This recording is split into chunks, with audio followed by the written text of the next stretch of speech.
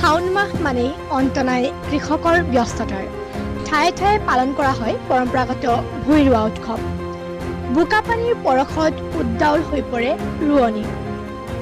এয়া শাওণৰ বতৰ। শাওণৰ বতৰত চহা অসমীয়াই ব্যস্ত হৈ পৰিছে পথাৰত। গাঁৱৰ হালোৱা ৰোৱনীসকল ব্যস্ত পথাৰত ভূঁই ৰোৱাত। এই দৃশ্য তিনিচুকীয়া জিলাৰ পেঙেৰি অঞ্চলৰ মাইচাংপানীৰ গাঁৱৰ পথাৰৰ। সমগ্ৰ অসমৰ লগতে এই গাঁওখনৰো চহা কৃষকসকল ব্যস্ত এতিয়া শাওণৰ পথাৰত। এই শাওণৰ পথাৰৰ হালোৱা ৰোৱনীসকলৰ সৈতে ব্যস্ত হৈ পৰিছে গাঁৱৰ প্ৰায় সকলো পুৰুষ মহিলাই। ৰোৱনীসকলৰ সৈতে ভূঁই ৰোৱাত ব্যস্ত হৈ পৰিছে সমানেই পুৰুষসকলো।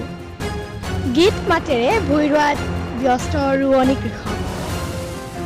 পথাৰ আৰু বজাৰ নিয়ন্ত্ৰণ কৰি অসমৰ সকলো জাতি জনগোষ্ঠীয়ে কৃষি অৰ্থনীতি সমৃদ্ধিশালী কৰি তুলিবলৈ আহ্বান জনায় এইসকল কৃষকে। News desk report, times 60 Assam. ওলাই আহিছোঁ, প্ৰত্যেক বছৰে আহোঁ, কিন্তু এনেকৈ লগে ভাগে হ'লে ভাল লাগে আৰু। ঘৰত যেনেকৈ অকলে ৰুওঁ তেতিয়া ভাল নালাগে, হাউৰি হ'লে বহুত ভাল লাগে।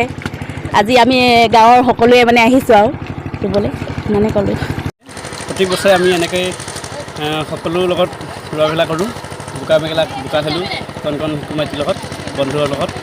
আজি আমাৰ ইয়াত প্ৰত্যেক বছৰে ৰোৱা হয় আৰু আজি অলপ আমাৰ নভূঁই ৰোৱা হৈছে, নতুন গজালি ৰোৱা হৈছে আৰু বানপানী হৈ আছে কৃষি জেগাত আৰু হ'লেও আমাৰ ইয়াত অলপ ধান ক'ত ৰুৱা হৈছে আৰু কি ক'ম আৰু লগৰবিলাকৰ লগত ধেমালি কৰিলোঁ, আপোনালোকতো ধেমালি কৰিলোঁ, আহাৰ বাবে ধন্যবাদ।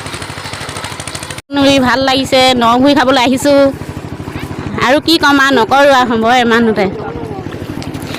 এই কেইদিবা 5-6 মান ৰুলোঁ আৰু এতিয়া এই মাহটো প্ৰথম আজি ৰুইছোঁ।